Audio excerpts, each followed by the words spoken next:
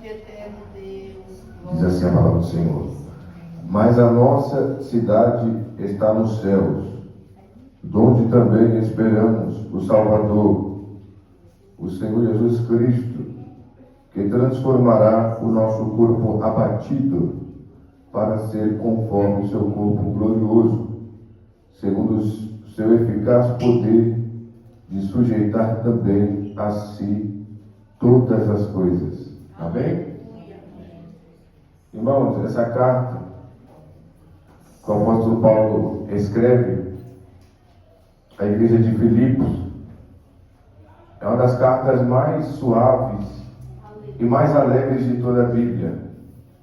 Embora Paulo esteja preso nessa carta quando ele escreve, ele vai dizer no capítulo 4, versículo 4: regozijai-vos sempre no Senhor. Outra vez digo, regozijai-vos. O apóstolo Paulo, ele não dependia de circunstâncias da terra para ser alegre. Ele era alegre, ele era feliz, não por causa das coisas, mas porque ele tinha Cristo no seu coração e uma promessa da redenção, uma promessa de uma pátria eterna. Não devemos ser alegres porque temos coisas, porque estamos apoiados em pessoas, mas devemos estar alegres porque nós temos Cristo, e nós temos um céu, e nós temos uma pátria nos esperando. O apóstolo Paulo preso, mas ele dizendo a essa igreja: sejam alegres, sejam felizes. O apóstolo Paulo, ele dizia que as prisões dele contribuíam para o avanço do Evangelho, para que o povo visse o testemunho dele e tivesse ousadia para pregar o Evangelho com mais poder, com mais autoridade. Ele fala: as minhas prisões contribuíram para o avanço, para o prosseguimento do Evangelho. E essa cidade, Filipos, era uma cidade romana, era uma colônia romana. As pessoas que habitavam nessa cidade, em Filipos, eles tinham cidadania romana. Aleluia. E Paulo, aqui no capítulo 3, ele vai exortar essa igreja, ele vai descrever a sua vida, ele vai mostrar que ele deixou todas as coisas por amor a Cristo. Ele vai dizer para a gente guardar-se dos obreiros maus para essa igreja e a cultivar os frutos do Espírito. Ele diz: não me aborreço de escrever-vos as mesmas coisas, e a segurança para vós. E aqui no versículo 5, ele vai descrever a sua vida, ele vai descrever a sua história no Evangelho, quando ele recebe a revelação do Senhor. Ele vai dizer no versículo 5 que ele foi circuncidado ao 8º dia, da linhagem de Israel, da tribo de Benjamim, hebreus de hebreus, segundo a lei, fui fariseu. Acompanhe na sua Bíblia também, Filipenses 3, versículo 6 agora.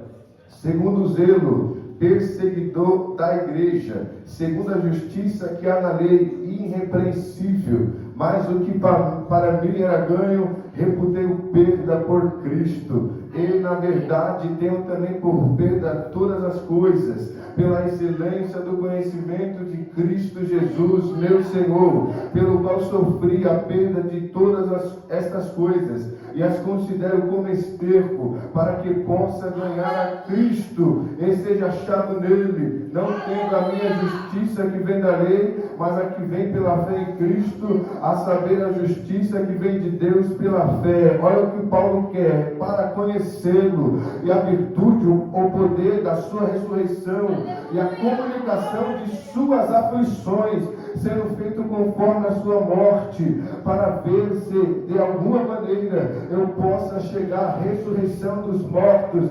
Não que já tenha alcançado ou que seja perfeito, mas prossigo para alcançar aquilo para o que fui também preso por Cristo Jesus.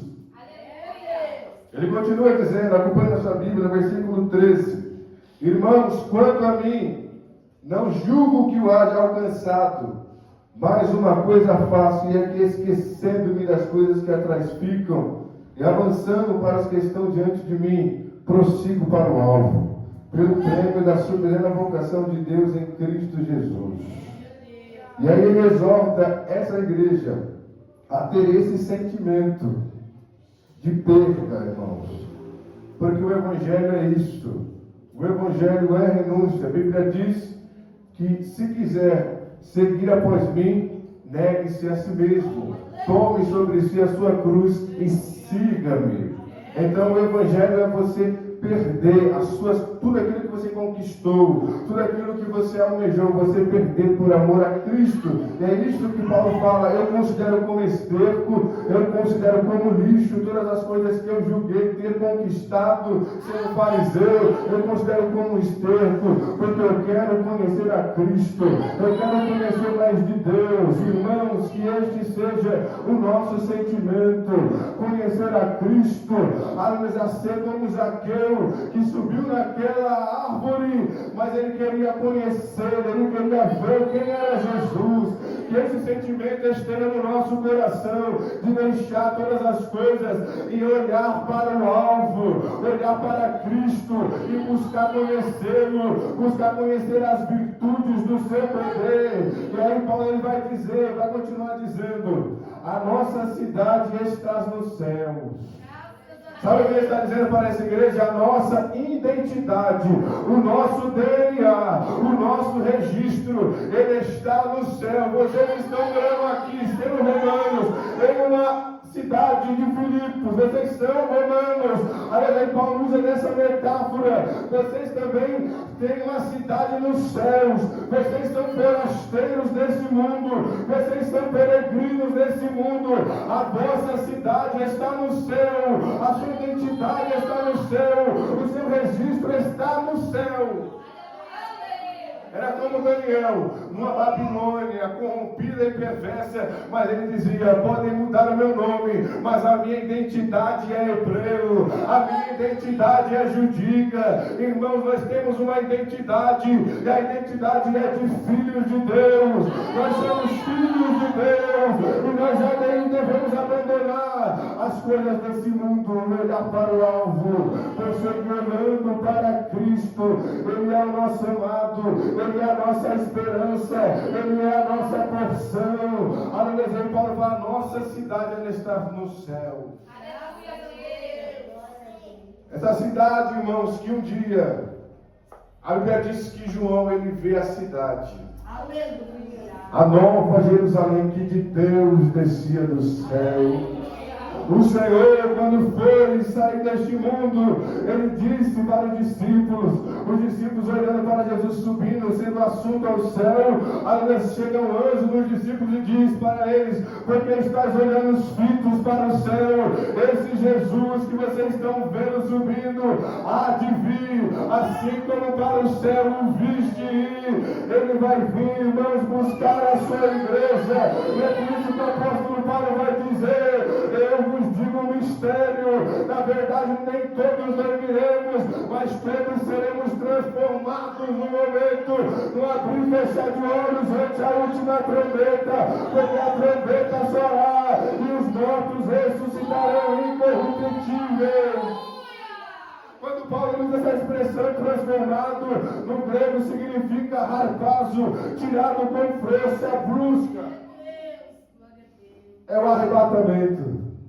E ele diz que o nosso corpo vai ser transformado. O versículo de Filipenses: donde também esperamos o Salvador, o Senhor Jesus Cristo. Ele vai transformar o nosso corpo abatido para ser conforme o seu corpo glorioso, segundo o eficaz poder. A Bíblia diz: porque convém que isto que é mortal se revista da imortalidade, e isso que é corruptível se revista da incorruptibilidade. E quando isso que é mortal se revestir da imortalidade, e quando isso que é corruptível se revestir da incorruptibilidade, então dir-se-á: tragada foi a morte na vitória. Onde está, Guilherme, a tua morte? Onde está, o inferno, a tua vitória? Mas graças a Deus por Cristo Jesus, o nosso Senhor. Ele virá, irmãos.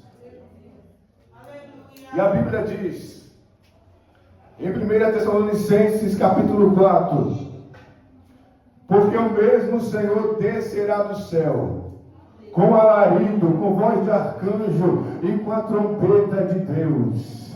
E os que morreram em Cristo ressuscitarão primeiro. Depois nós, os que ficarmos vivos, seremos arrebatados, de novo arrebatados, juntamente a encontrar com o Senhor nos ares. E assim estaremos para sempre com o Senhor. Será que você tem isso ansiado no teu coração? O encontro com o Senhor. A Bíblia diz que vai ser como um ladrão da noite. A Bíblia diz que ninguém espera a volta de Cristo, mas Ele vai vir. É por isso que o crente ele não deve se preparar para a volta de Cristo. O crente ele deve andar pronto para a vida de Cristo, com as vestes limpas, com o óleo sobre a sua cabeça, aleluia, igual as virgens prudentes. O problema não é dormir. O problema é dormir despreparado, porque ele vai vir. A Bíblia diz que vai ser como o ladrão da noite. E como estão as suas vestes, como está o óleo, o azeite sobre a tua cabeça. Deus me traz dos pimentas para te dizer: Ele vem buscar a sua igreja. Aleluia. A volta de Cristo, ela pode vir no arrebatamento, mas para nós pode ser hoje. Eu estou pregando, mas eu posso partir para a eternidade. Você pode sair daqui também e morrer. Aleluia. Nós não sabemos a vontade de Deus, mas o importante é como está a nossa vida, como está a nossa comunhão com Deus, porque a Bíblia diz: segue-se a morte depois do juízo. Depois da morte segue-se o juízo. Como estão as suas vestes? Você tem amado o Senhor de todo o seu coração, com todas as suas forças, com todo o seu entendimento? Eu amo a vida do apóstolo Paulo, porque Débora, ele tinha esse sentimento. Hoje nós temos visto, pregado muito na igreja sobre conquistas materiais, sobre bênçãos materiais. Você vai romper, você vai conseguir, você vai ir para outra estação, destinar algo novo para você, mas pouco tem se pregado sobre o céu, pouco tem se pregado sobre a renúncia, pouco tem se pregado sobre a vida no Espírito Santo. Mas Deus me traz aqui para dizer que a mensagem primordial do Evangelho é a salvação, e esta é a promessa que Ele nos fez, a vida eterna. O problema não é pregar sobre bênção. Deus é um Deus que dá bênção. O problema não é pregar sobre vitória. Deus dá vitória. O problema é quando sua igreja prega isso. Mas o Evangelho é buscar primeiro o reino de Deus e a sua justiça, e as demais coisas vos serão acrescentadas. Tem um céu te esperando, tem uma vida eterna te esperando, e lá não haverá mais dor, lá não haverá mais sofrimento, lá nós seremos como os anjos, lá nós teremos o corpo glorificado, lá nós não teremos dor de cabeça, lá nós não teremos mais nada, somente a alegria de abraçar a Cristo, de abraçar aquele que um dia partiu para a eternidade, e dizer para Ele: nós conseguimos, nós estamos aqui pela graça de Deus. É o que Deus disse a Daniel: Daniel, tu és um homem muito amado. Daniel, nós te conhecemos aqui no céu. Irmãos, o importante não é ser conhecido aqui na terra, o importante é ser conhecido no céu. Aleluia. Daniel, os anjos disseram: Daniel, tu és um homem muito amado no céu. E Daniel, tu, porém, vai até o fim, porque repousarás e estarás na tua sorte no fim dos teus dias. Estará na tua herança no fim dos teus dias. Irmãos, a Bíblia diz que a terra ela vai ser restaurada. E nisso os testemunhos de Jeová estão certos. Nós viveremos para sempre aqui no céu, aqui na terra, na verdade. A Bíblia diz que João ele vê uma nova cidade. Não tem aquele nesse tempo, céu e terra hão de ser a mesma vez. A Bíblia diz que os mansos herdarão a terra para sempre. A Bíblia diz em Pedro que a terra ela vai ser restaurada, ela vai ser purificada pelo fogo. Então, irmãos, é por isso que você deve andar pronto, porque tem céu, tem Deus te esperando. Irmão, nós devemos pregar mais sobre o céu. Quantos têm vivido uma vida cristã amena, Uma vida cristã morna. Aleluia. Uma vida cristã é confiando na sua força. Ah, Deus conhece o meu coração. Mas a verdade é que para entrar no céu, nós devemos ser santos. E a Bíblia deixa tão claro isso, que ela diz que se os nossos olhos nos fazem pecar, que a gente arranque para fora. Se as nossas mãos nos fazem pecar, a Bíblia diz que é melhor a gente entrar sem mão no céu do que tendo duas e ir para o inferno. Então você vê que o céu é coisa séria. E a Bíblia diz para a gente ser santo, como é santo aquele que nos chamou. Aleluia. Aleluia, nós devemos servir ao Senhor com todo o nosso coração, porque tem uma cidade nos esperando. Aleluia. E a Bíblia diz aqui em Apocalipse 21. Abra sua Bíblia, Apocalipse 21. Aleluia. Espírito de Deus. Vamos ler aqui. Juntos vamos ler, irmãos. Apocalipse 21. O último livro da Bíblia diz assim: e vi um novo céu e uma nova terra. Porque já o primeiro céu e a primeira terra passaram, e o mar já não existe. E eu, João, vi a santa cidade, a nova Jerusalém, que de Deus descia do céu, adarissada como uma esposa ataviada para o seu marido. E ouvi uma grande voz do céu que dizia: eis aqui o tabernáculo de Deus com os homens, pois com eles habitará, e eles serão seu povo, e o mesmo Deus estará com eles, e será o seu Deus. E Deus limpará de seus olhos toda lágrima, e não haverá mais morte, nem pranto, nem clamor, nem dor, porque já as primeiras coisas são passadas. E o que estava sentado sobre o trono disse: eis que faço nova todas as coisas.